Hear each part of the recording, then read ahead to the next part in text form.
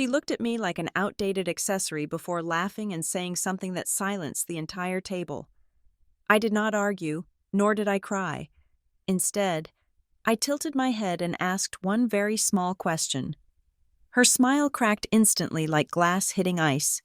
The secret I held would burn down both my husband's career and hers. But the scariest part was not the truth itself, but rather who was actually controlling it. My name is Ember Alexander. If you had looked at me standing in the center of the gilded ballroom at the Ritz-Carlton in uptown Charlotte that evening, you would have seen exactly what I wanted you to see. I was the picture of the supportive legal spouse. I wore a midnight blue velvet gown that draped modestly but fit perfectly. My hair was pinned back in a chignon that would not move in a hurricane, and I held a glass of sparkling water with a slice of lime, as if it were a royal scepter. The air in the room smelled of expensive cologne, prime rib, and the desperate, sweaty ambition that permeates every holiday party at a high-stakes law firm. My husband, Mark, stood beside me. His hand rested on the small of my back, but I could feel the dampness of his palm through the fabric of my dress. He was tense. For the last hour, he had been guiding me around the room like a nervous shepherd, steering me away from certain corners, keeping his eyes darting toward the exits and the bar. He was laughing too loud at jokes that were not funny and nodding too enthusiastically at the senior partners. He thought he was managing the situation. He thought he was keeping his world separated. I took a small sip of my water and surveyed the room. I knew exactly who he was looking for. I knew exactly who he was afraid of. And I knew exactly where she was. Brielle Dunning was standing near the ice sculpture, surrounded by 3 junior associates who looked like they would sell their souls for a nod from her. She was wearing a red dress that was technically appropriate for a business function, but fit her in a way that suggested it was intended for after-hours negotiations. She was 10 years younger than me, sharp-edged, and radiated the kind of terrifying confidence that comes from believing you are the only person in the room who knows the full story. Mark tightened his grip on my waist. I think he wanted to move us toward the buffet, but it was too late. Brielle had seen us. Her eyes locked onto mine, and a slow, predatory smile spread across her face. She said something to the associates, who laughed on cue, and then she began to glide toward us. I felt Mark stiffen. He physically shifted his stance, trying to angle his body between us, a futile human shield made of a $5,000 suit and panic. Brielle stopped right in front of us. She did not look at Mark. She looked only at me. She scanned me from my diamond earrings down to my sensible heels, her gaze lingering just long enough to imply that everything I was wearing was tragically out of season. "Hello, Ember," she said. Her voice was smooth, like syrup poured over a razor blade. "It is so nice to finally see you out of the house. Mark talks about you often." I smiled, a practiced expression I had perfected over a decade of faculty teas and parent-teacher conferences. "Hello, Brielle. It is lovely to see you too." She took a sip of her champagne, her eyes never leaving mine. "You know, we were all worried Mark might not make it tonight. He has been working such long hours lately." She paused, letting the silence stretch just long enough to be rude. Then she tilted her head and delivered the line she had clearly been rehearsing. "But I suppose it is no surprise he prefers working late. Anything to avoid going home to the quiet life." Right, the conversation at the table closest to us died instantly. It was remarkable how fast the silence traveled. It rippled outward from us like a shockwave. To my left, Tessa Caldwell, the wife of a senior partner, suddenly found the bottom of her wine glass fascinating. 2 other wives pretended to check their phones, but I could see their thumbs hovering motionless over the screens. This was the moment they had all been waiting for. This was the blood in the water, in their world. A comment like that was not just an insult. It was a declaration of war. It was a mistress staking her territory in public. Mark made a choking sound, halfway between a cough and a plea. "Brielle, I do not think that is appropriate." Brielle laughed, a light, tinkling sound that grated on my nerves. "Oh, relax. Mark, Ember knows I'm joking. Do you not?" "Ember." She expected me to crumble. She expected me to flush red, grab my husband's arm, and drag him away in a huff, leaving her the victor of the evening, or perhaps she expected me to cry. She saw a schoolteacher who graded papers and baked cookies. Someone soft, someone who could be discarded without consequence. I did not blink. I did not look at Mark. I kept my posture perfectly straight. I unclasped my hands and took a single, deliberate step toward her. I moved into her personal space, just close enough that I could smell the vanilla and sandalwood of her perfume, and the faint, acrid scent of the alcohol on her breath.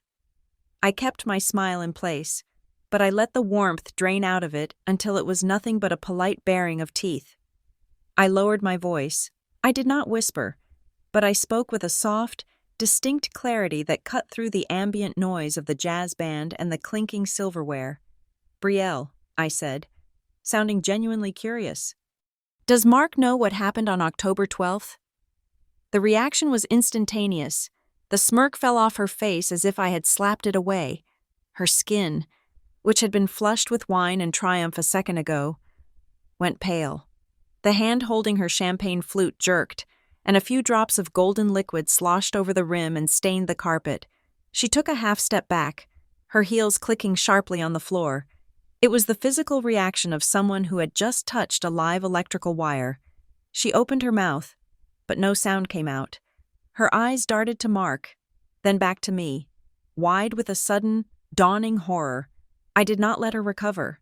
I leaned in a fraction of an inch closer, my voice dropping to a register that was almost intimate, a tone usually reserved for sharing secrets between best friends, because you logged into the partner settlement files using his computer. I continued, enunciating every syllable, "And you did it after hours." I saw her throat work as she swallowed.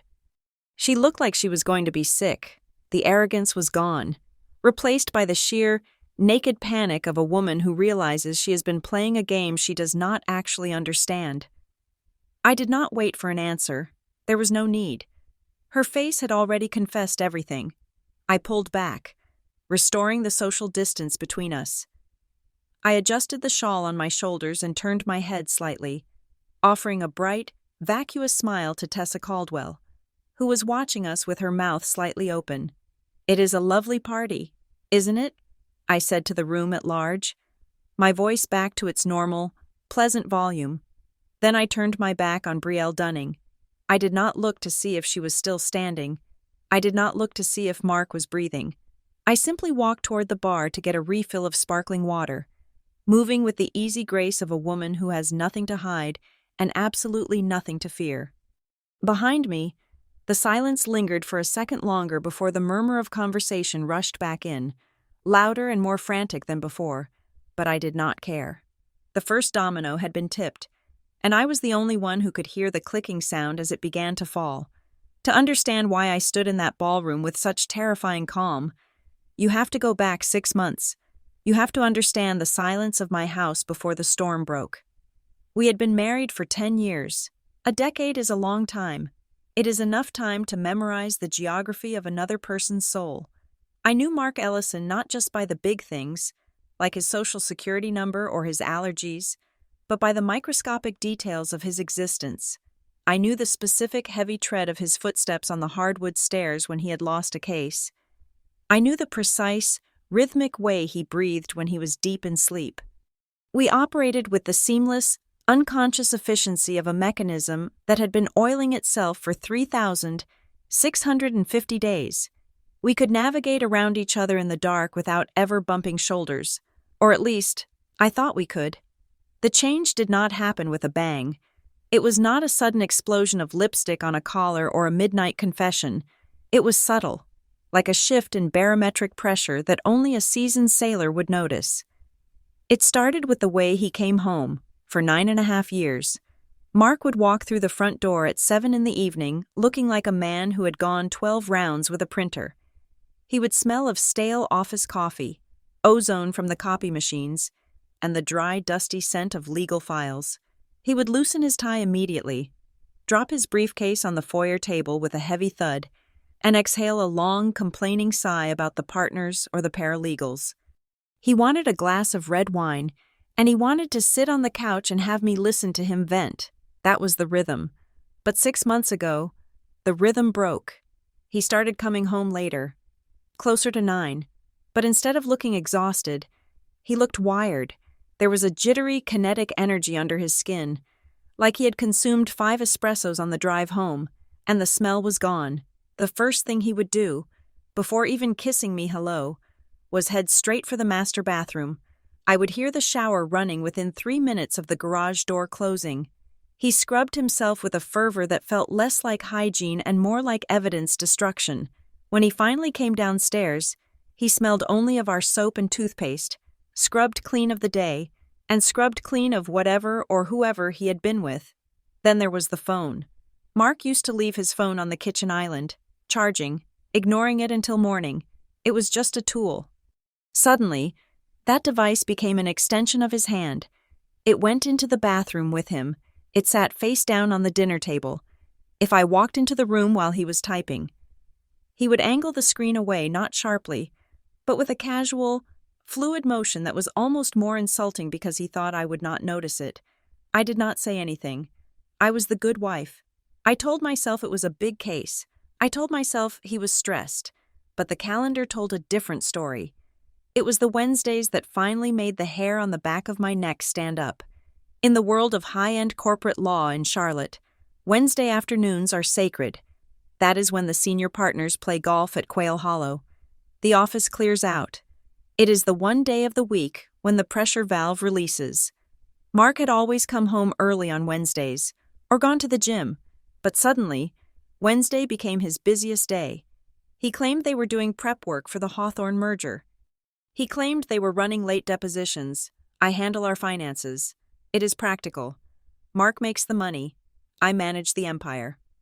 One Tuesday morning, I sat down with my laptop and a cup of tea to reconcile the monthly statements. I was scrolling through the joint credit card history when I stopped.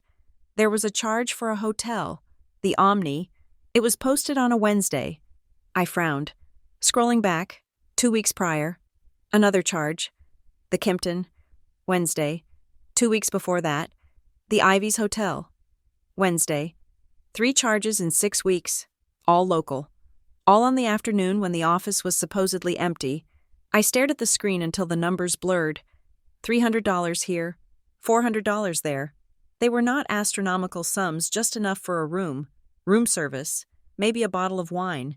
And then, as abruptly as they had appeared, they stopped. The last 4 weeks showed nothing.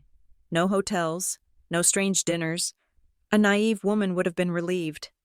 A naive woman would have told herself that whatever weird phase this was, it was over. But I was not naive. I knew that when a pattern like that disappears, it usually does not mean the behavior has stopped. It means they have gotten smarter. It means they have taken it underground. The smell of suspicion is distinctive. It tastes like copper in your mouth. It makes the air in your own home feel thin. I started watching her, Brielle Dunning. I had known Brielle for 3 years, ever since she joined the firm. She was efficient, attractive in a sharp, modern way, and aggressively helpful. Before this, I had thought of her as an asset to Mark's career. Now, I watched her through a different lens. I went to the office one Friday to bring Mark a suit he needed for a weekend conference. I saw them in the conference room.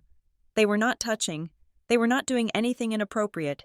They were just standing near the whiteboard, looking at a schedule.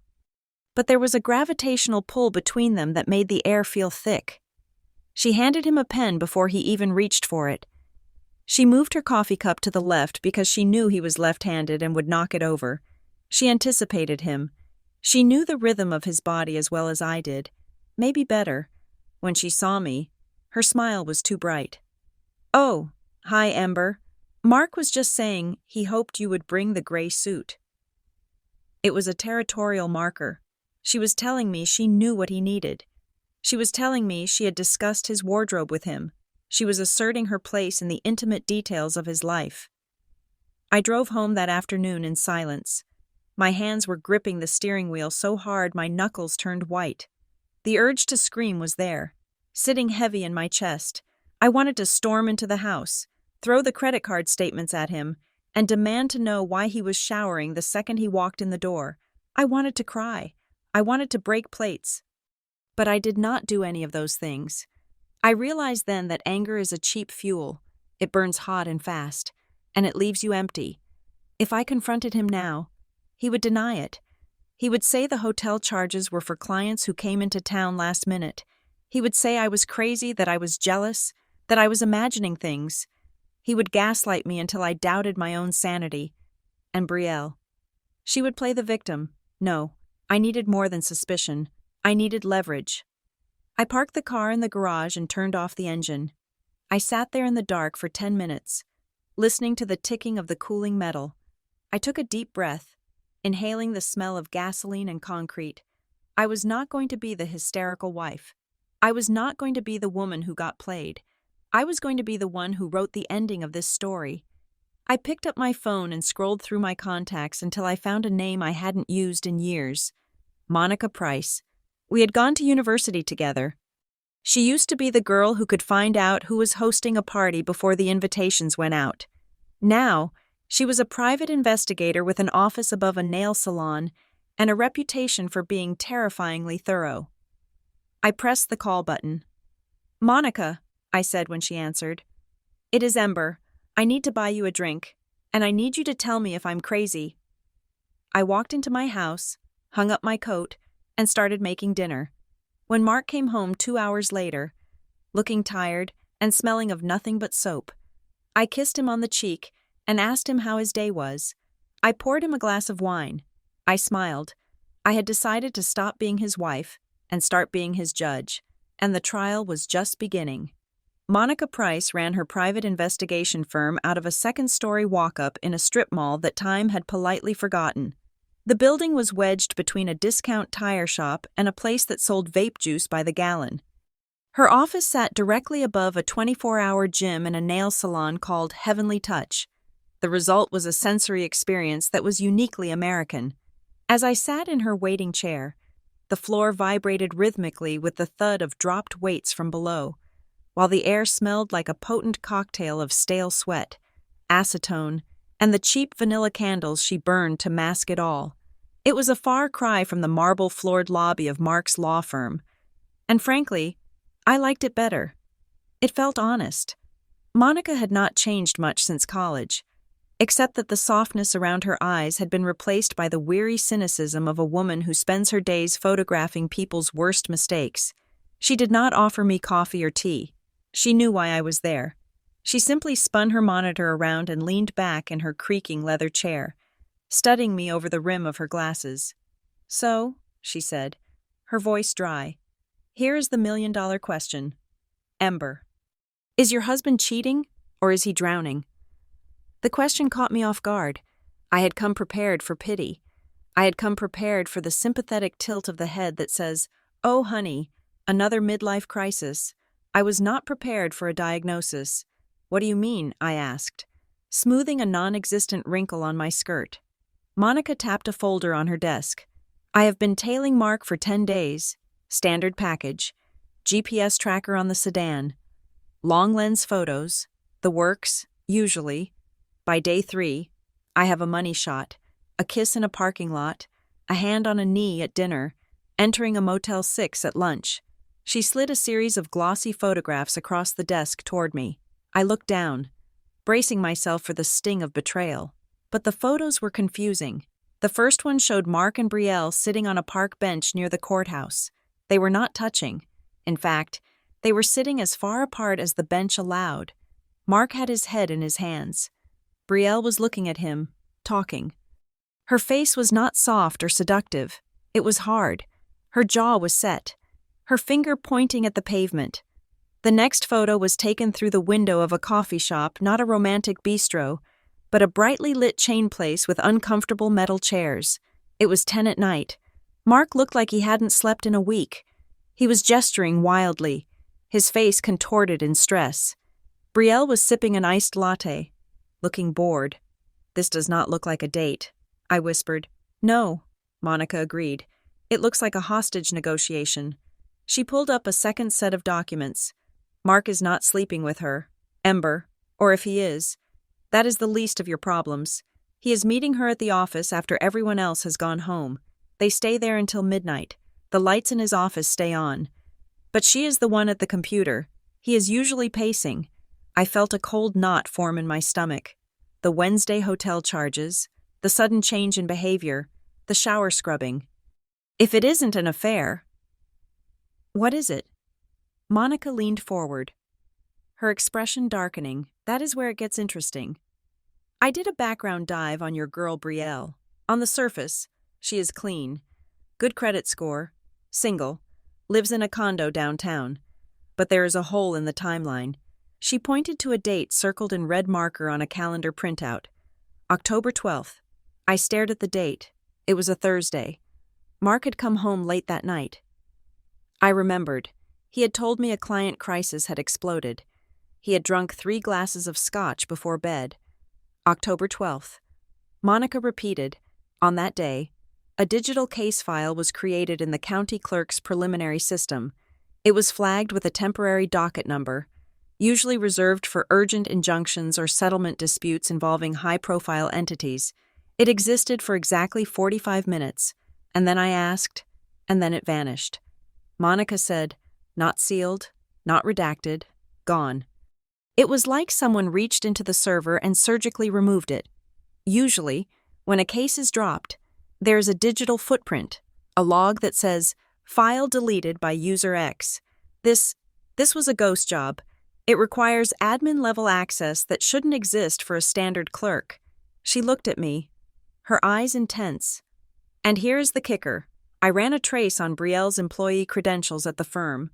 I have a contact in their IT department who owes me a favor from a messy divorce last year. Brielle Dunning is categorized as an executive assistant. Right. I said. Monica shook her head slowly. Her clearance level is higher than the junior associates. She has read and write access to the partner settlement drive. That is the folder where they keep the dirty laundry. Ember, the hush money agreements, the sexual harassment payouts, the malpractice settlements. Secretaries do not get keys to that vault. Hell, half the partners do not have keys to that vault. I sat back, the air in the room suddenly feeling very thin. The acetone smell seemed sharper now. My husband is a partner, I said slowly, piecing it together. He has access. Monica nodded. Exactly. And if someone logged in using his credentials, or if he gave someone his credentials, she let the sentence hang in the air, heavy and unspoken. The picture was shifting. The hotel rooms on Wednesdays, they stopped because the transaction was complete, or because the terms had changed. The tension in Mark's shoulders wasn't the guilt of a man in love with another woman. It was the terror of a man with a gun to his head. Brielle wasn't his mistress. Not really. She was his handler. October 12th. I murmured. Something happened that day. Something Mark did. Or something Mark covered up. And she knows. She does not just know, Monica said, closing the folder with a slap that sounded like a gunshot in the small room. She owns it. She has the receipts. And judging by the way she looks at him in those photos, she is squeezing him for everything he is worth. I looked at the photo of the coffee shop again. I looked at my husband's face, the panic, the exhaustion, and then I looked at Brielle. She looked calm. She looked like a woman who had already won the lottery and was just waiting for the check to clear. This explains the mood swings, I said, my voice steady despite the trembling in my hands. It explains why he is terrified of her, why he can't fire her. Monica took off her glasses and rubbed the bridge of her nose. Ember, you need to be careful.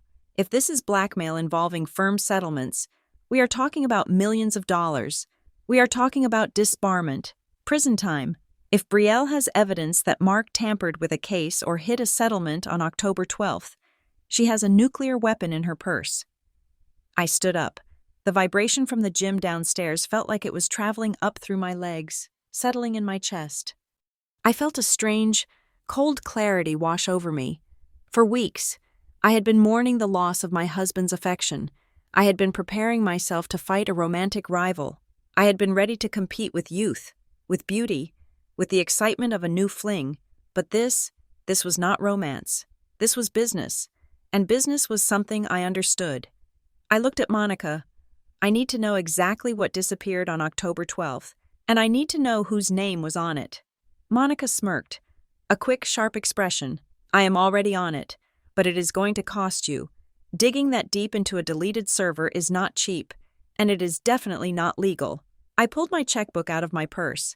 I did not hesitate. I wrote a check for a retainer that was 3 times what she usually charged. Find it, I said. I walked out of the office and down the metal stairs, past the smell of acrylic nails and the thumping bass of the gym. The sun was shining on the cracked pavement of the parking lot. It looked like a normal Tuesday, but as I unlocked my car, I knew that my life had fundamentally changed. My husband was not wandering, he was trapped, and Brielle Dunning thought she was the predator in this scenario. She thought she was the one holding the leash. She had no idea that she had just invited the wolf into the house. 3 days later, I was back in the sensory overload of Monica's office, but this time, the smell of acetone and stale sweat barely registered. I was too focused on the piece of paper Monica had taped to the wall. It was a timeline, drawn on a long strip of butcher paper, stretching from early October to the present day. It looked like the kind of chart police use to track serial killers, filled with red marker slashes and sticky notes. Monica stood in front of it, tapping the paper with a pen. She looked tired. Her hair was pulled back in a messy bun, and she was wearing the same hoodie she had been wearing when I left her before. Here is the anatomy of a breakdown, she said, her voice grim. She pointed to the date in the center, October 12th, the day the ghost file appeared and vanished. Before this date, Mark's billing hours were standard. She explained. He averaged 50 to 60 hours a week. His travel schedule matched the firm's flight logs perfectly. If he said he was in Atlanta, his credit card showed a dinner at a steakhouse in Buckhead. It was clean. It was boring. She moved her hand to the right of the red line. After October 12th, everything fractures. His billable hours spike. He starts logging 80, sometimes 90 hours a week, and his mood, as you noted, goes off a cliff. I nodded. That matched. That was when the phone guarding started. That was when the showers started. But here is where it gets messy, Monica said. She pulled a stack of papers from her desk and handed them to me. These are cross-references between Mark's calendar, which is public to the firm's internal network, and the credit card statements you brought me. I looked at the highlighted sections. On November 5th, Mark's calendar says he is in Washington, D.C., for a deposition regarding the Hawthorne matter. That is the big merger case everyone has been talking about in the business journals. It is a massive account. I remembered that week.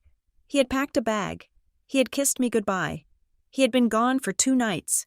Look at the credit card charge for those same 2 nights. Monica said. I looked. The charge was not from a hotel in Dayton, it was from the Ballantine Hotel. Here in Charlotte, 20 minutes from our house, I felt a wave of nausea. So he did not go. He did not go. Monica confirmed. He stayed in town. But here's the kicker. Ember. He billed the client for a round-trip flight and 2 nights at the Four Seasons in Georgetown. And he billed them for 16 hours of deposition time. My hands started to shake. This was not just lying to me. This was fraud. This was padding expenses and falsifying billables. In the legal world, this was a death sentence. If the Bar Association found out, Mark would lose his license. If the client found out, the firm would be sued for millions. Why, I asked, my voice barely a whisper. Why would he do that? We do not need the money. Mark makes plenty. Why risk his entire career for a few $1,000s in fake travel expenses? Because he is not the one getting the money, Monica said. She turned back to the timeline. I dug into the Hawthorne matter. It is a mess of a case involving environmental liabilities. Millions are at stake, and suddenly, the costs of managing this case are skyrocketing. Mark is the lead partner on it. All the billing goes through his approval code. She looked at me, her expression unreadable. I found 3 more instances like this in the last 6 weeks. Mark is listed as away. The firm is billed for travel. But Mark is local, hiding out in a hotel room, probably terrified, while his account generates invoices for work that never happened. I sat back in the creaking leather chair, I felt like I was holding a live grenade. The pin had been pulled, and I was the only thing keeping the lever depressed. If I confronted Mark, he might panic. If I went to the firm, they would destroy him to save their reputation. I was looking at the end of our life as we knew it. The house, the reputation, the stability, it could all vanish in a single ethics hearing. But if I stayed silent, the pattern would continue. And Brielle Dunning was right in the center of it. Is she blackmailing him into doing this, I asked? Is she forcing him to embezzle from the firm? Monica shook her head. It is worse than that. I think she is doing it for him. Or rather, she is doing it as him. She walked over to her computer and woke up the screen. The blue light washed over her face, making her look even more serious. I told you I have a friend in IT. Right, well, he gave me a log of user activity for Mark's credentials, not just when he logs in, but from where. She pointed to a line of text on the screen. Look at this timestamp. Tuesday, November 14th, 11:47 at night. I stared at the numbers.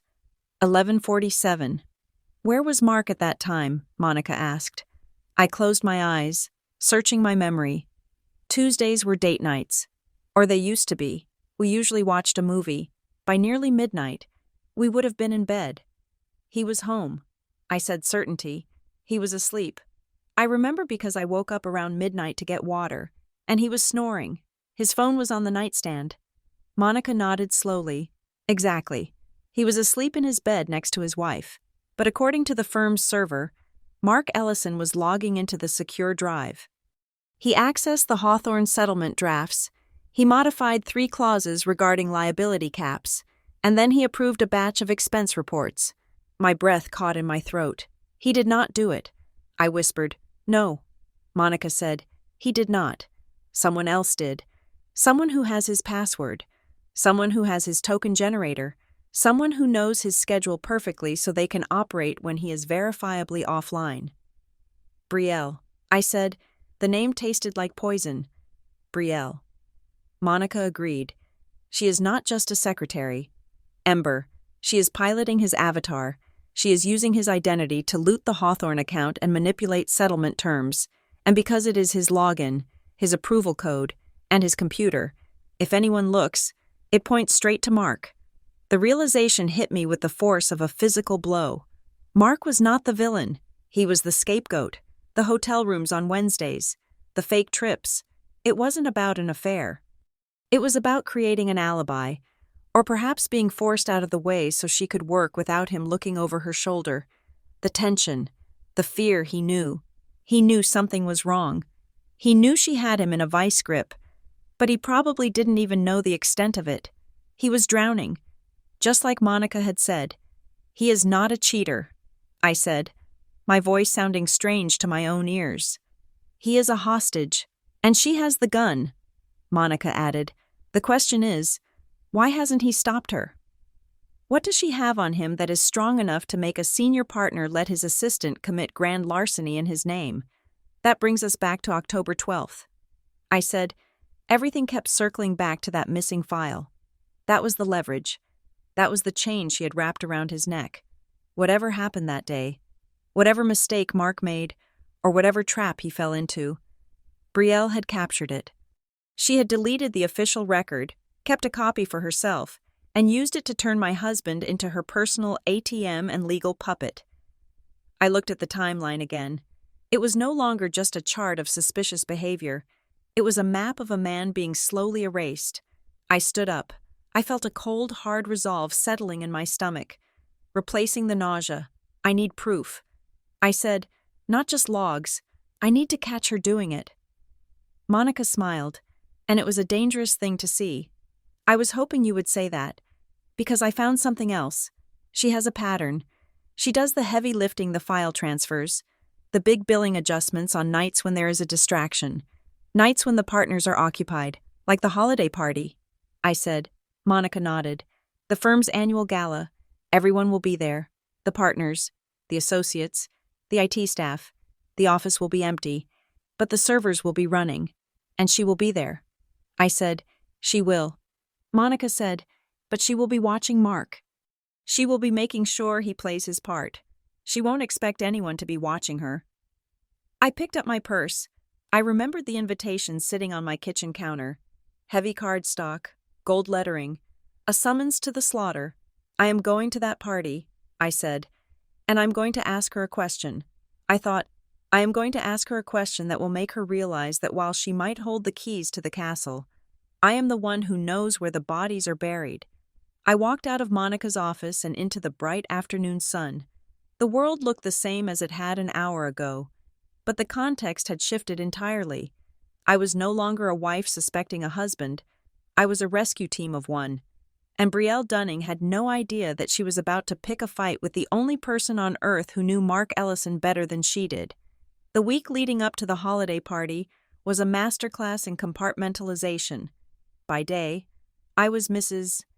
Ellison, the beloved history teacher at Brookhaven Prep Academy. I stood in front of a classroom of 15-year-olds, explaining the causes of the French Revolution, discussing how ignoring the starving masses leads to guillotines. I graded essays on the fall of Rome with a red pen, circling structural errors and logical fallacies, all while my own mind was mapping out a collapse of a much more personal empire. I smiled at my colleagues in the break room. I listened to the vice principal complain about the budget for the spring musical. I ate my yogurt and nodded at the right times. But underneath my cardigan and my sensible pearls, I was vibrating with a frequency of rage so high it felt like silence. At night, the performance continued. Mark would come home, his face gray with the strain of carrying a secret that was eating him alive. He would jump if the phone rang. He would look at me with eyes that were pleading for forgiveness for a crime he had not yet confessed. A younger, more impulsive version of myself would have confronted him in the kitchen. I would have thrown the credit card statements on the granite countertop. I would have screamed until the neighbors turned on their porch lights. But I knew better. Confrontation in private is a mistake. In private, a man like Mark could spin the narrative. He could gaslight me.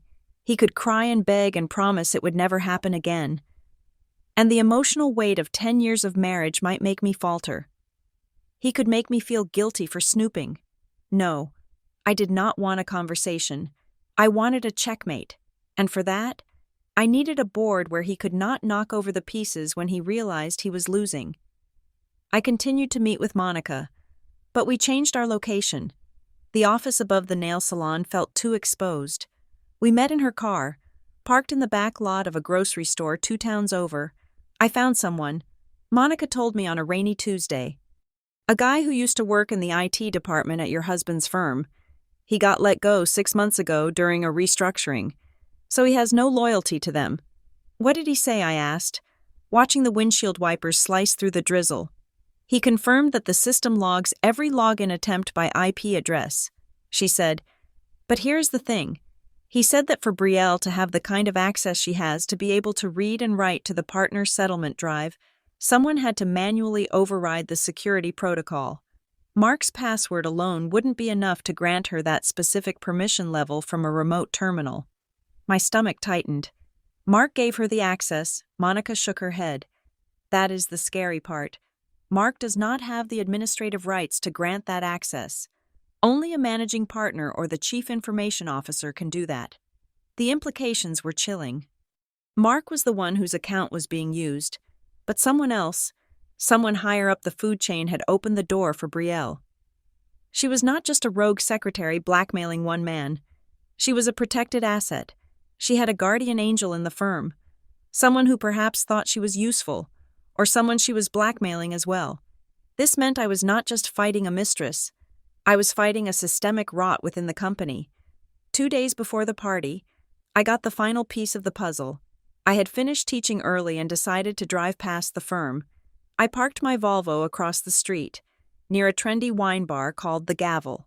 It was the kind of place where lawyers went to celebrate victories or drown sorrows, usually at $20 a glass. I saw Brielle exit the building. She was not alone. She was walking with a man I did not recognize. He was older, silver-haired, wearing a suit that cost more than my first car. He did not look like a client. He had the predatory, polished look of a shark in human clothing. They did not go into the Gavel.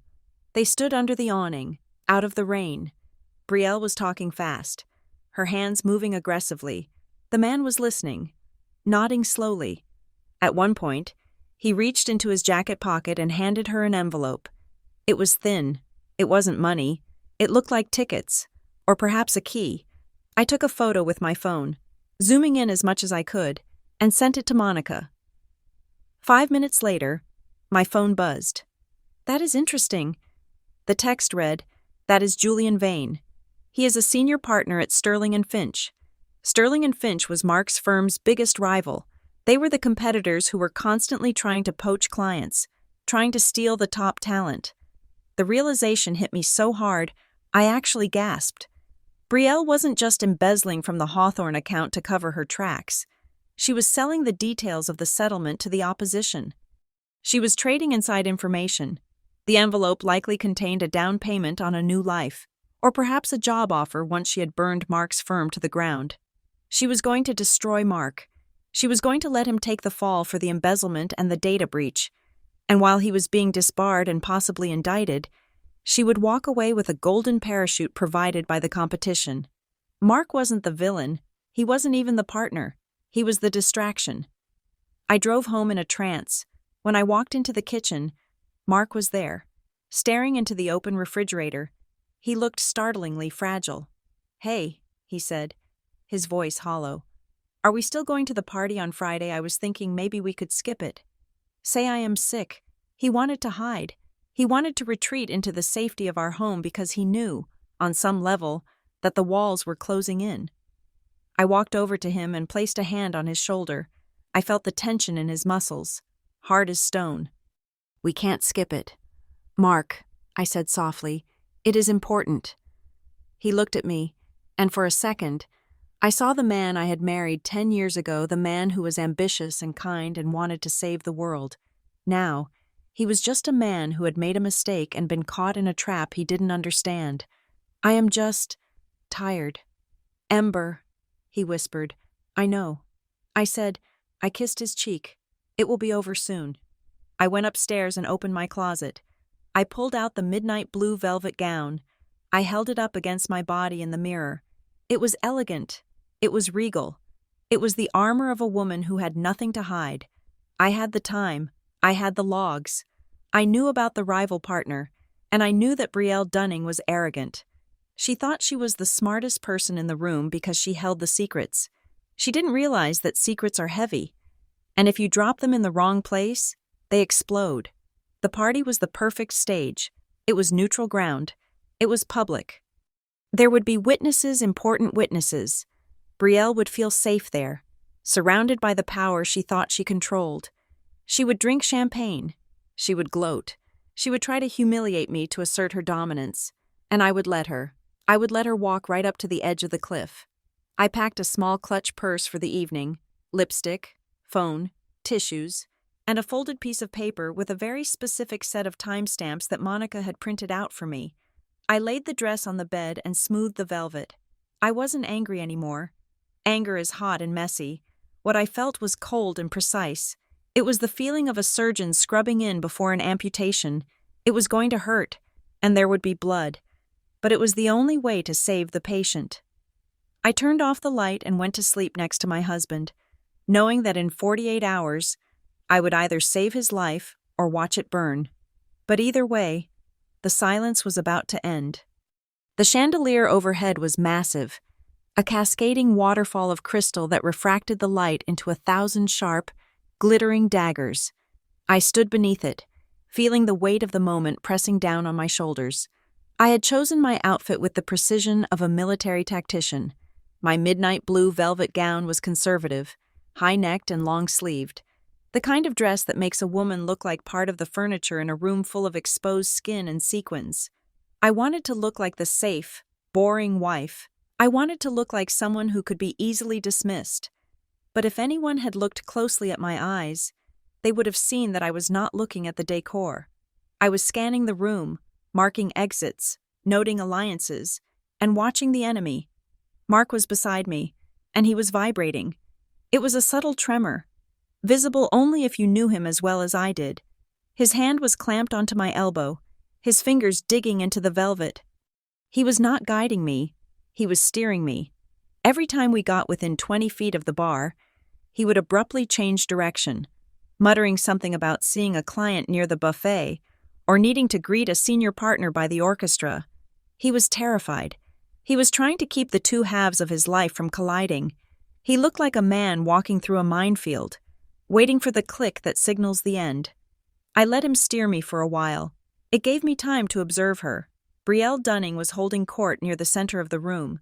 She was drinking champagne, and she was drinking it fast. I watched a waiter refill her flute twice in 20 minutes, but the alcohol did not seem to be making her sloppy. Instead, it was calcifying her arrogance. She stood with her back slightly arched, laughing loudly at a joke made by one of the junior partners. She touched his arm, a gesture that was too familiar, too intimate for a subordinate. She looked around the room with a gaze that was possessive. She was not acting like a secretary. She was acting like she owned the firm. And in a way, given what she had on the server, she did. I felt a tap on my shoulder. It was Tessa Caldwell.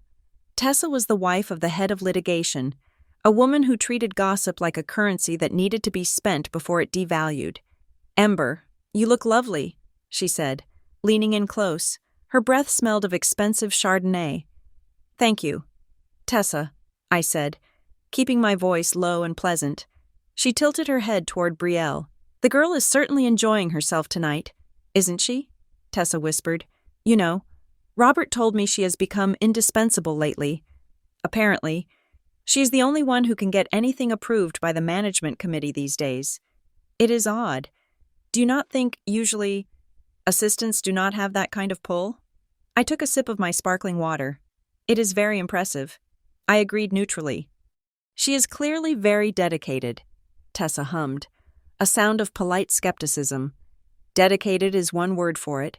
Robert says she walks around the office like she has a loaded gun in her purse. She did not know how right she was."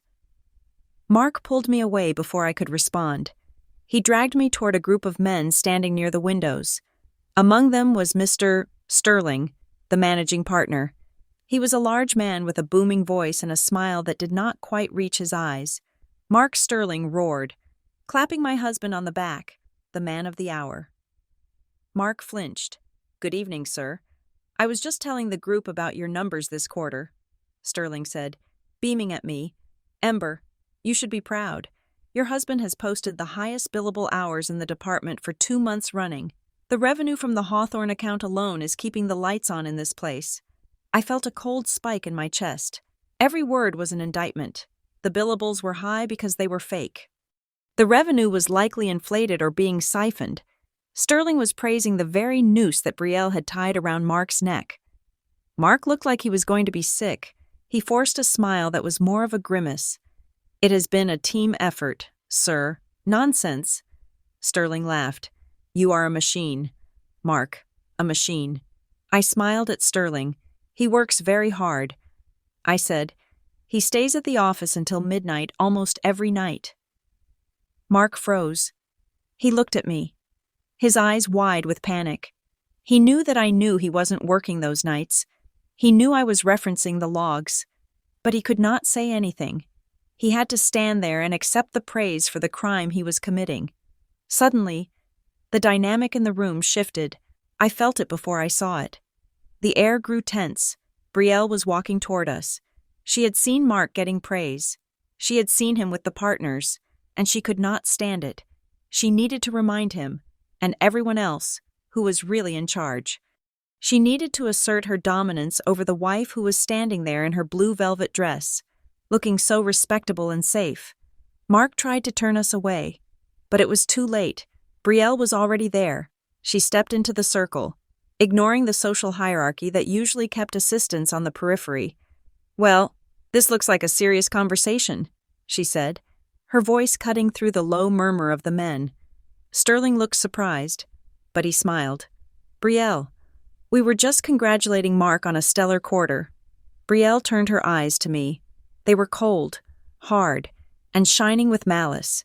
She took a sip of her champagne, holding my gaze over the rim of the glass. "Mark is very dedicated," she said, echoing my words from earlier but twisting them. He knows exactly what needs to be done to keep the partners happy. Do you not, Mark? Mark looked at the floor. Yes, he mumbled. Brielle smirked. She turned her body slightly, blocking Mark from my view, effectively cutting me out of the conversation. It was a power move. She was physically demonstrating that she stood between him and the world, but she was not done. She wanted blood. She wanted to humiliate me in front of Sterling, in front of Tessa who was watching from nearby, in front of the people who mattered. She turned back to me. You know, Ember, I was surprised to see you tonight. Mark mentioned you have been so busy with your teaching.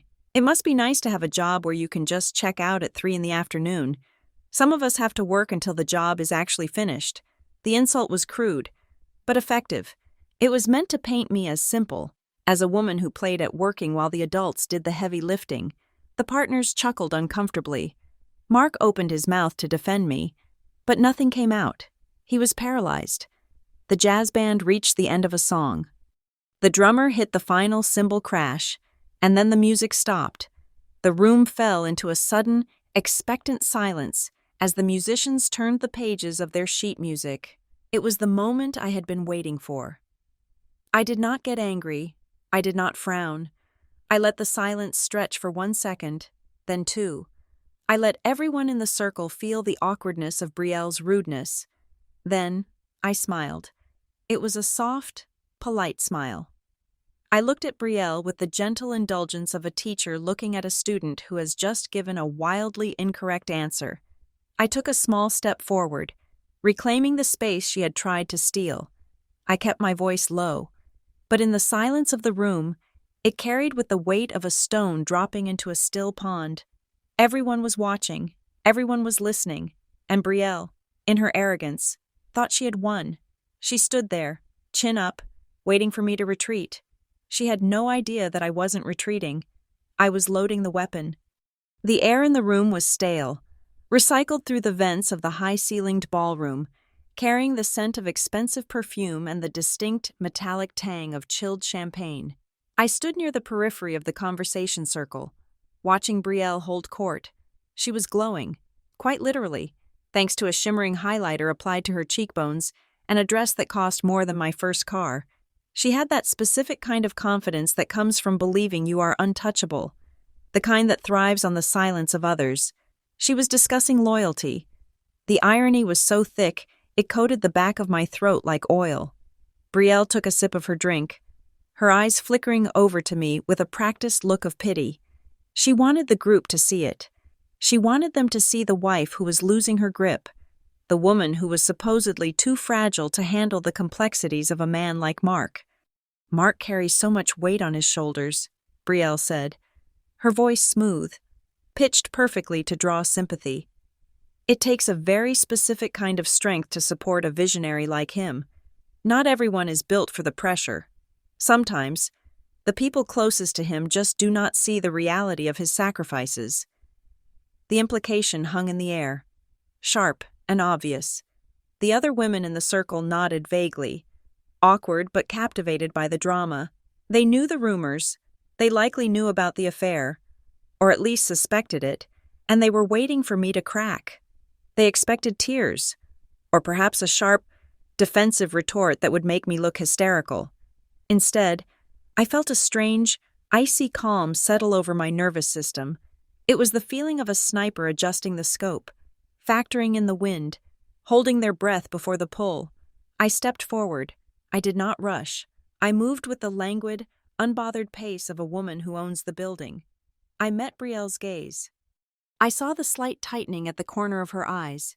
She was expecting a fight. She was not expecting a smile. I gave her a small one. It was polite, barely there. The kind of smile you give a child who has just told a lie they think is clever. "You say that," I said, my voice steady and clear. "It must mean you understand Mark very well." Brielle straightened her spine, mistaking my calmness for submission.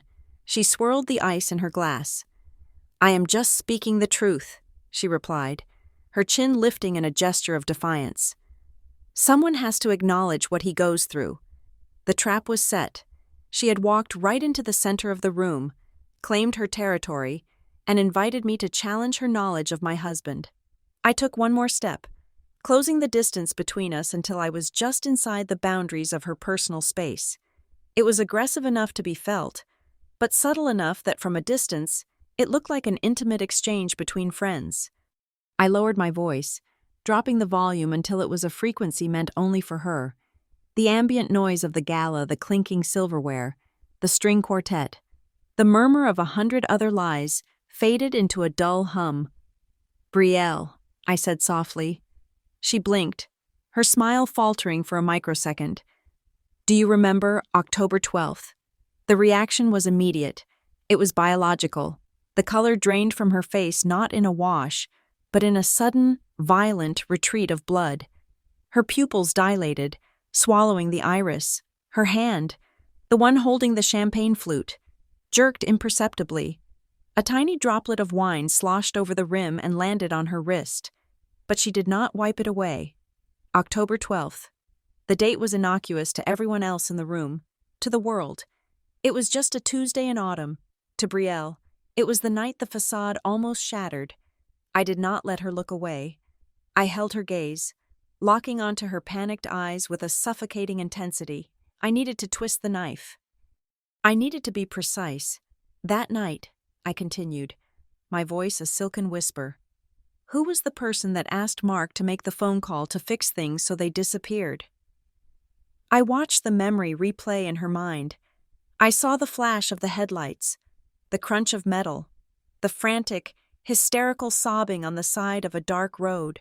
I saw the desperation of a woman who had made a mistake that could ruin her reputation, calling the one man she knew would bury it for her. Mark. Brielle's lips parted, but no sound came out. She looked around the room, her head jerking slightly to the left and right. She was scanning for threats. She was looking for cameras, for witnesses, for anyone who might be recording the destruction of her life. Her confidence had evaporated, replaced by the raw, animalistic fear of exposure. She looked like a cornered rat in a designer gown. I do not know what you are talking about, she stammered, but the breathless quality of her voice betrayed her. She was terrified. I leaned in a fraction of an inch closer. This was the kill shot. This was the detail that proved I was not guessing. This was the detail that proved I had the receipts. And, I whispered, enunciating every syllable, who logged into the settlement folder using Mark's account at 11:47 at night, when he was at home. The timestamp hit her like a physical blow. 11:47. It was specific. It was undeniable.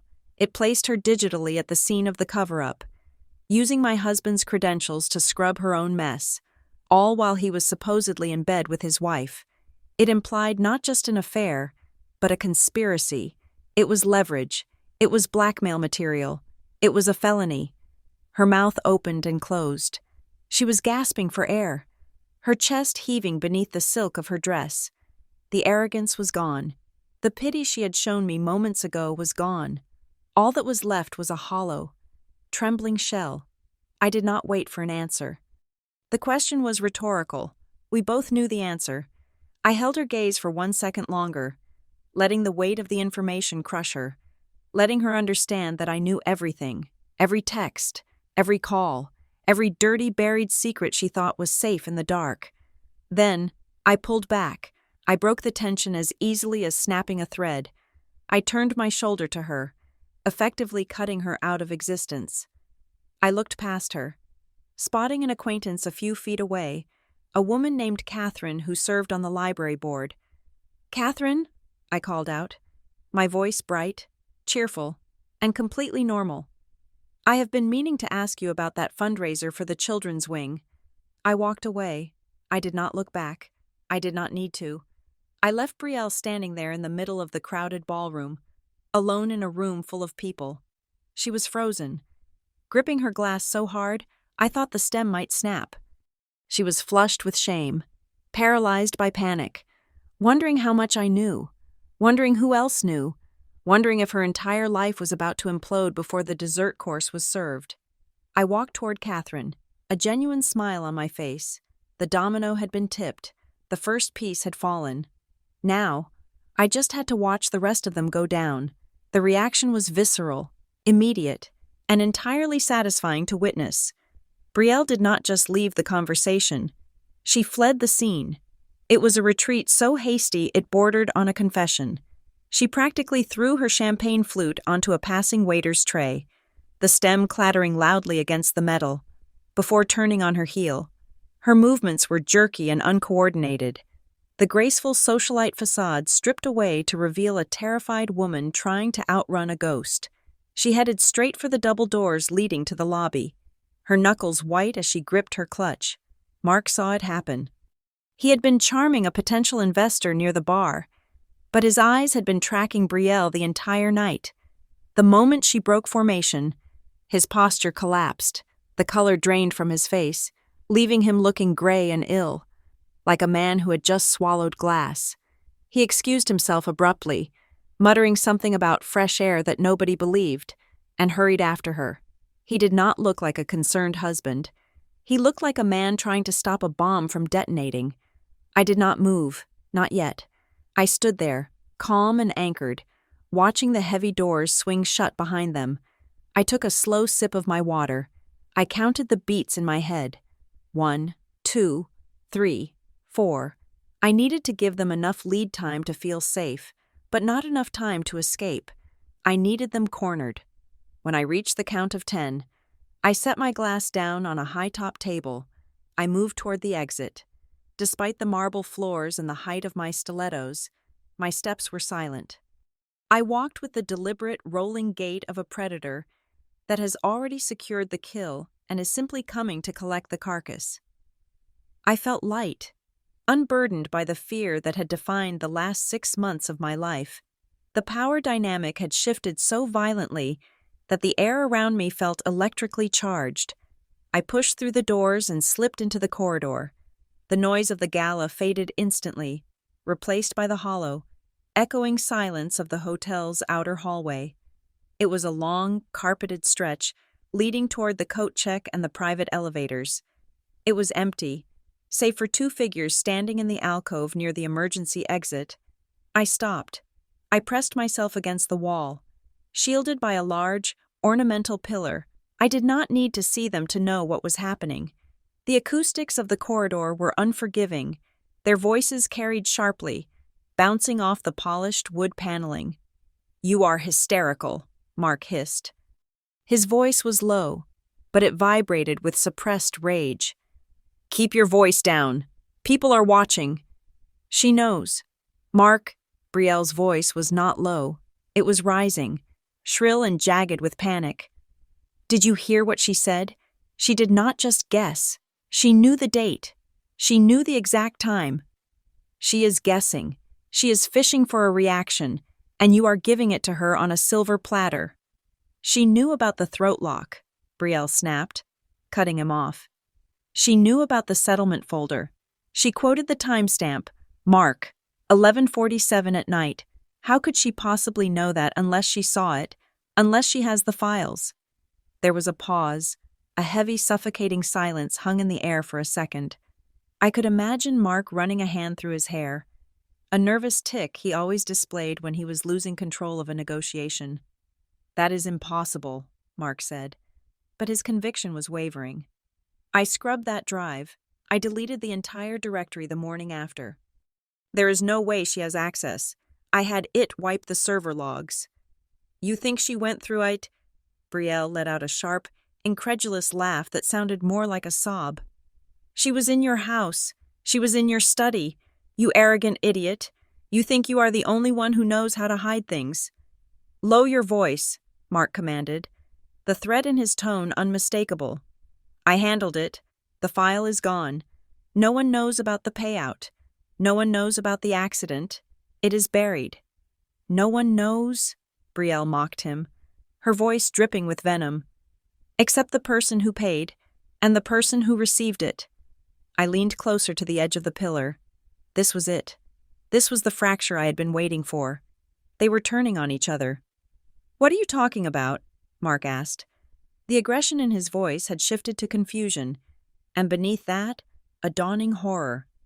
"I was not going to take the fall for you," Brielle said. Her voice dropped, losing the hysteria and gaining a cold. hard edge. It was the sound of self-preservation. I knew who you were, Mark. I saw how you treated her. I saw how easily you lied to her face every single day for 2 years.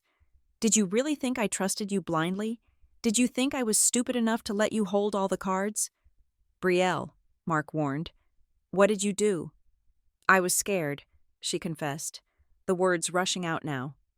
I was scared that if the audit came, if the board started asking questions about the missing funds, you would pin it on me. You would make me the scapegoat to save your reputation. So I took an insurance policy. The silence that followed was deafening. You opened the files, Mark whispered. It was not a question. It was a realization of betrayal. I did not just open them, Brielle said. I copied them. I have the settlement agreement. I have the wire transfer receipts. I have the emails you sent to the fixer.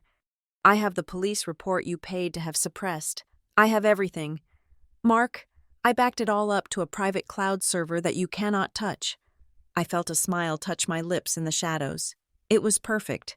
Mark had underestimated everyone around him. He had underestimated me, thinking I was the oblivious wife, and he had underestimated Brielle, thinking she was just the adoring mistress.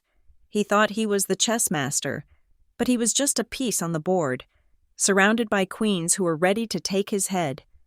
You stole confidential company data, Mark said, his voice trembling. That is corporate espionage. That is a felony. And what is embezzlement? Brielle shot back. What is bribery? What is falsifying legal documents? Do not talk to me about felonies. Mark, we are standing in the same grave. Mark let out a string of curses, the veneer of the composed CEO completely shattering. You have to delete them. Tonight. Right now. If Ember finds out, Ember already knows. Brielle screamed. That is the point. She knows everything. She played us. She waited until tonight to let us know she has us by the throat. We can fix this, Mark pleaded, desperation creeping in. We can deny it. It is her word against ours. If you destroy the backups, there is no proof. We can gaslight her. We can say she is having a breakdown. We have done it before. It is too late for that, Brielle said. Look at her. Did she look crazy to you? She looked like she owned the place. She is not bluffing.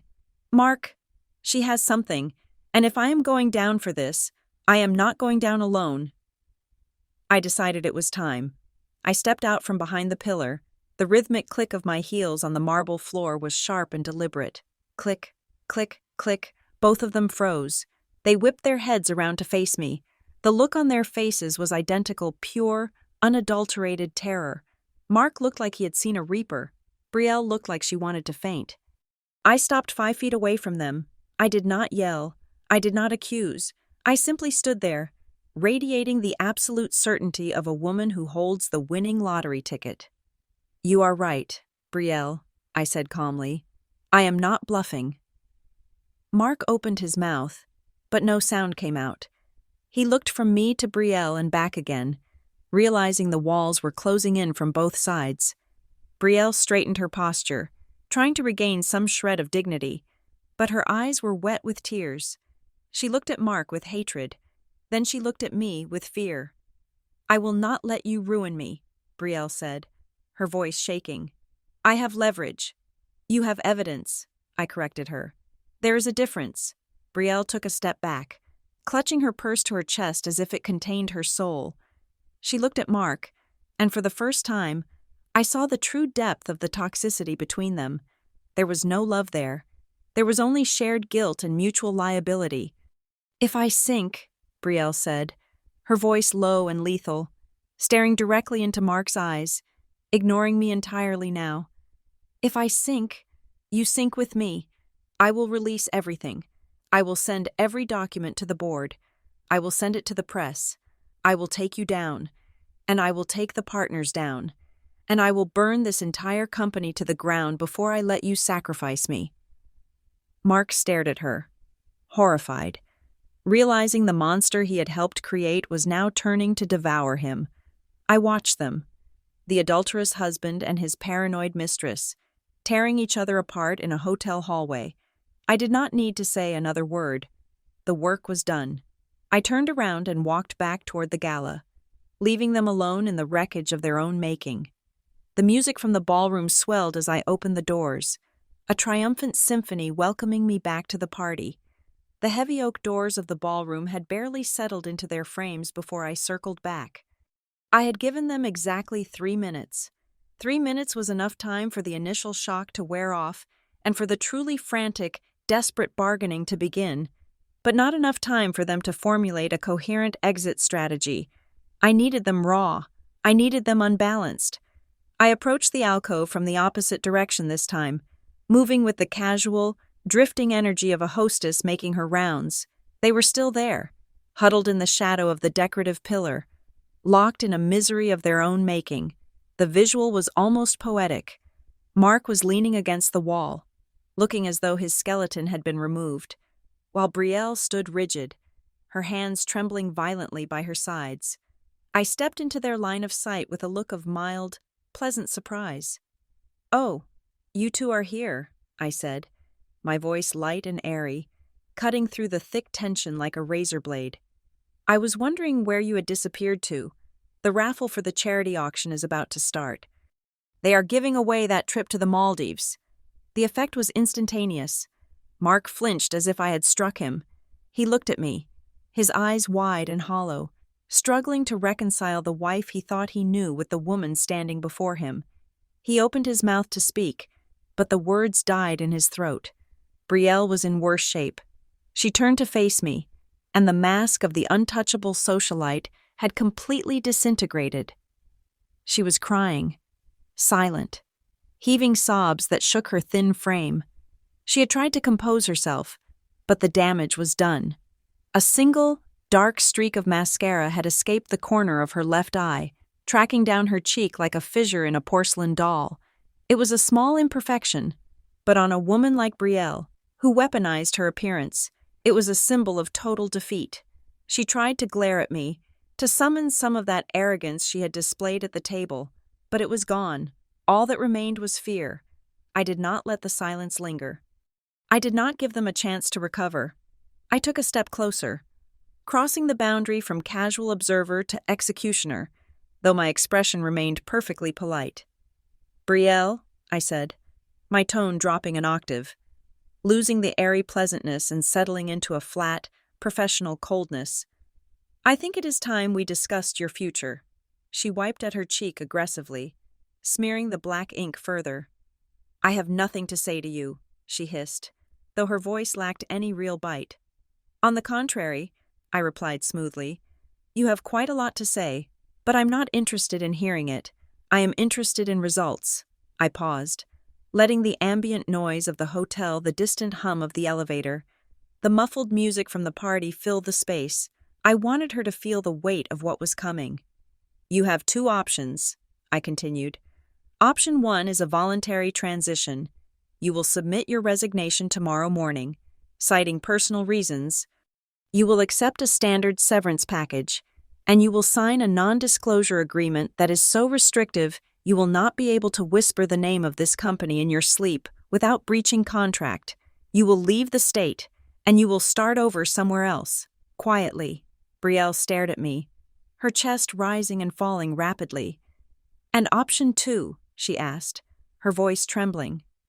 "Option 2, I said, a small, cold smile touching my lips, "is that I make a phone call tomorrow morning at 8 o'clock, not to HR, but to the district attorney, and then to the ethics board, and then, finally, to your husband, Elliot." The mention of her husband made her flinch again, but desperation made her reckless. She straightened her spine, clutching at the last straw she thought she had. "You are bluffing," she spat out. "You do not have any actual proof.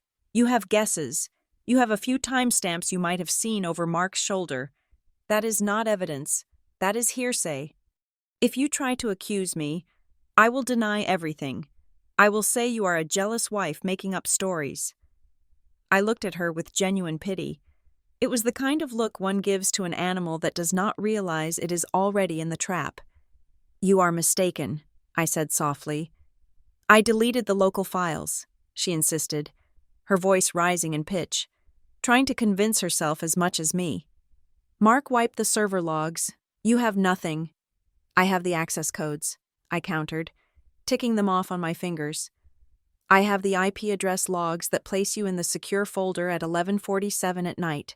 I have the metadata from the edited settlement documents. That is circumstantial, she cried. And, I interrupted, my voice sharpening. I have the summary. Brielle froze. What summary? The summary of the entire folder. I lied effortlessly, though the truth was adjacent enough to cut. Did you really think you were the only one watching, Mark? Did you think you were the only one with friends in the office? I took a step closer, invading her personal space, forcing her to look me in the eye. Monica sent me a full, encrypted backup of your little insurance policy 3 hours ago, I said. The color drained from Brielle's face so completely she looked like a corpse. Monica, her own assistant, the woman Brielle had tormented for 2 years, treating her like furniture, barking orders and stealing credit for her work. It was a lie. Monica had simply provided me with the access logs and the schedule. But Brielle did not know that. Brielle's guilt filled in the gaps. She believed it because she knew she deserved it. She knew exactly how many enemies she had made. She would not, Brielle whispered, horrified. She did, I said. And unlike your files, mine are not on a server you can crash or a drive you can wipe. They are with my attorney. They are scheduled for release if I give the word. Brielle looked at Mark, pleading for him to say it was a lie, but Mark was staring at the floor, defeated. He knew the game was over. He knew that even if I was bluffing about the specific file, I knew enough to burn them both down. So, I said, bringing her attention back to me. Option 1 or option 2, I need an answer before I go back in there and finish my dessert. Brielle looked at me, then at the exit, then back at me. The fight went out of her. Her shoulders slumped, and the defiance evaporated, leaving behind a small, frightened woman who had overplayed her hand. I will resign, she whispered. Good, I said. Do not come into the office tomorrow. Send the email. HR will courier your things to you. She nodded, a jerky, broken motion. She did not say another word. She turned and walked toward the coat check, moving quickly, keeping her head down. She looked like someone fleeing a crime scene. She did not look back at Mark. She did not look back at the life she thought she was stealing. She just ran. I watched her go, feeling a cold, hard satisfaction settle in my chest. One down. I turned my attention to Mark. He was still leaning against the wall, pale and sweating. He looked at me, and I saw a dozen different emotions warring behind his eyes. Fear, confusion, and a strange, twisted sort of respect. He took a breath, stepping away from the wall, his hands reaching out tentatively toward me. Ember, he began, his voice hoarse. Listen to me. We need to talk about this. I can explain. It is not what it looks like. She trapped me. I was trying to protect the family. He was already spinning the narrative. He was already trying to manipulate me, to find the angle where he was the victim and I was the savior. It was pathetic. I held up a hand, stopping him mid-sentence. I did not raise my voice. I did not show anger. I simply looked at him with the detached authority of a director managing a troublesome actor. Stop, I said. But Ember, please. I said stop, I repeated, my voice hard as diamond. We are not doing this here.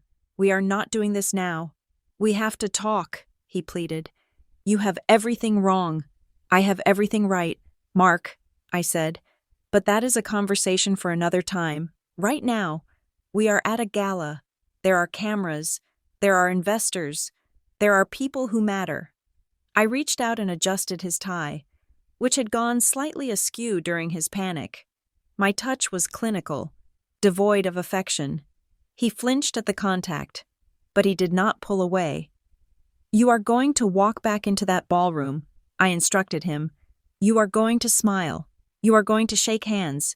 You are going to pretend that you are the successful, happy husband of the year. You are going to stand beside me, and you are going to look adoring. Ember, I cannot. You can. I cut him off. And you will.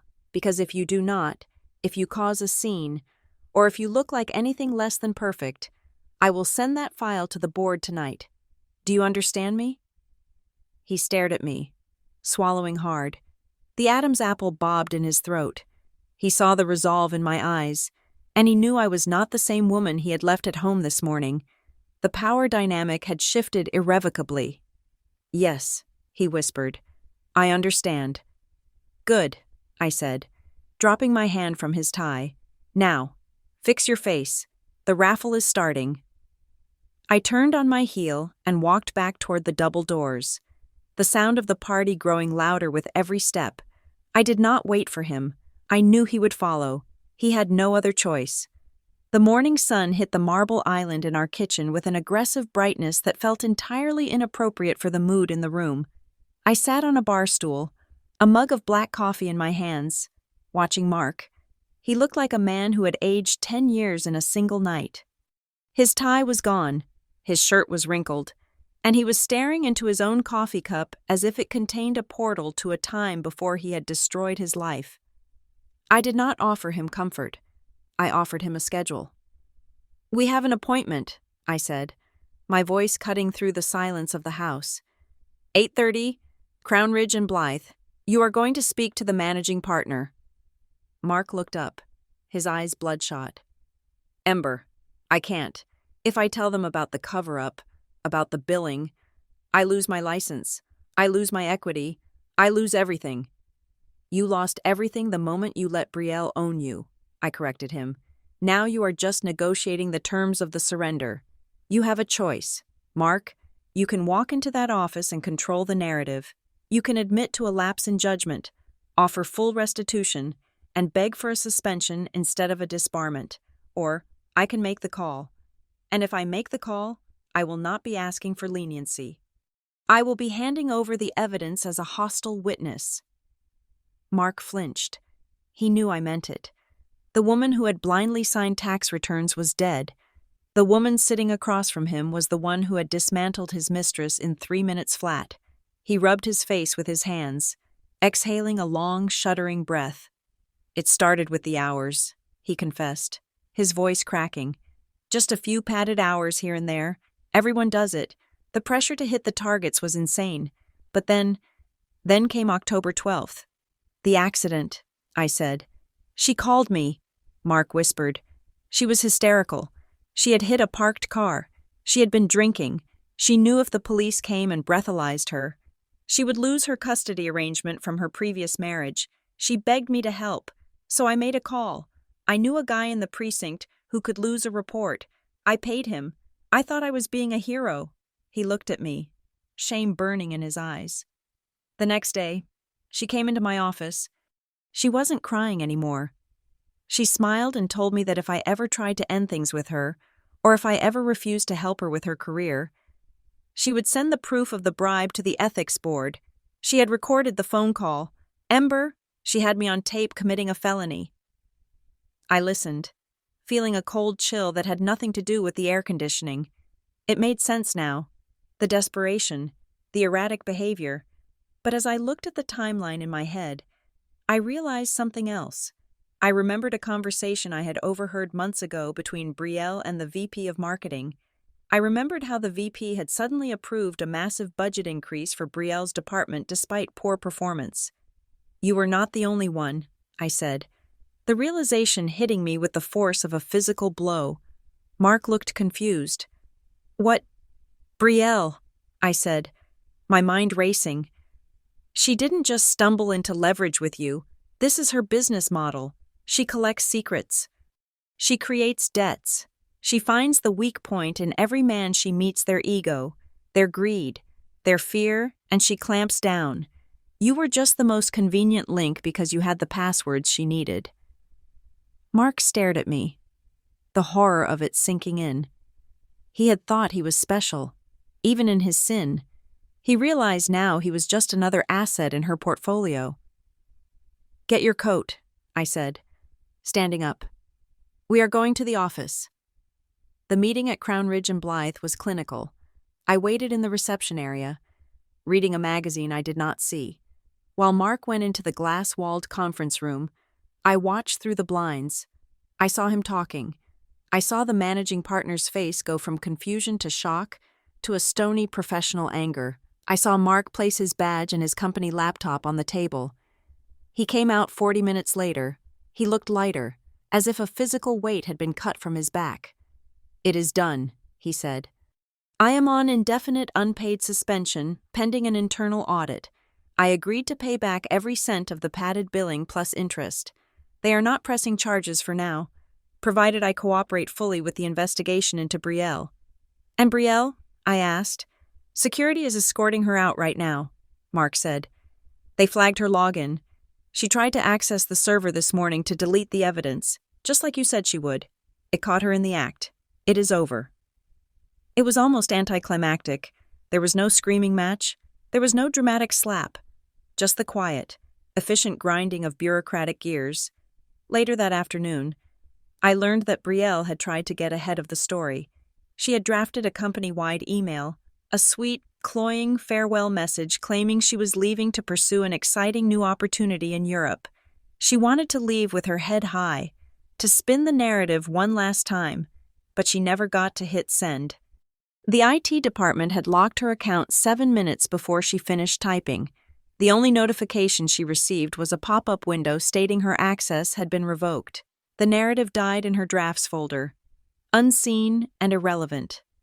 She left the building with a cardboard box and a reputation that was incinerated before she reached the parking lot. That evening, the house was quiet. The adrenaline had faded, leaving behind a profound exhaustion. Mark was in the kitchen, making dinner. It was a humble, domestic act, a small attempt to be useful. I sat on the sofa, looking out at the backyard. Mark walked in and placed a glass of water on the table. He did not try to touch me. He stood a respectable distance away, waiting for the verdict. "So," he said, his voice tentative, "what happens now? Do you want me to leave?" I looked at him. I saw the man I had married. He was flawed. He was weak. He had made catastrophic mistakes. But he had also walked into that office today and owned them. He had stripped himself of his pride to do the right thing. Finally, "I do not know if I can forgive you," I said honestly. "Trust is not a switch I can just flip back on. You broke something fundamental, Mark." He nodded, looking down at the floor. "I know. But," I continued, "I am not interested in a divorce war. I am not interested in dragging this out. If you want to stay, things change. Total transparency, no passwords, no locked drawers. We go to therapy, and you do exactly what the therapist says, no matter how uncomfortable it makes you, and you pay back every dime you owe the firm from your own savings, not our joint accounts." "I will," he said immediately. "I will do whatever it takes. I just want to come back. I want to be the man you deserve." I looked at him for a long moment. I did not smile. This was not a happy ending. This was a negotiation of terms for a probationary period. But it was real. It was grounded in the truth, not the glossy, the fake perfection we had been living in for years. "I have one question for you, Mark," I said. He met my gaze, bracing himself. I kept my voice steady, the same calm tone I had used at the gala, the same tone I had used to bring down a kingdom of lies. "Do you want to live like a decent man?" I asked. "Or like someone who is forever led by his secrets?" Mark looked at me, and for the first time in a long time, his eyes were clear. There was no calculation there, just relief. "A decent man," he whispered. "Then start now," I said. "Dinner is burning." I watched him rush back to the kitchen to save the meal. I picked up my book, but I did not read. I sat in the quiet of my own home, feeling the weight of the victory. I had not screamed. I had not raged. I had simply asked the right questions until the truth had no choice but to answer. And that, I realized, was the only revenge that actually mattered. Thank you so much for listening to this story. I would love to know where you are tuning in from. So please leave a comment below sharing your location and your thoughts on how Ember handled this situation. If you enjoyed this story, please subscribe to the channel Morgan Revenge Stories, like this video, and hit the hype button to help this story reach more people. Your support means the world to me.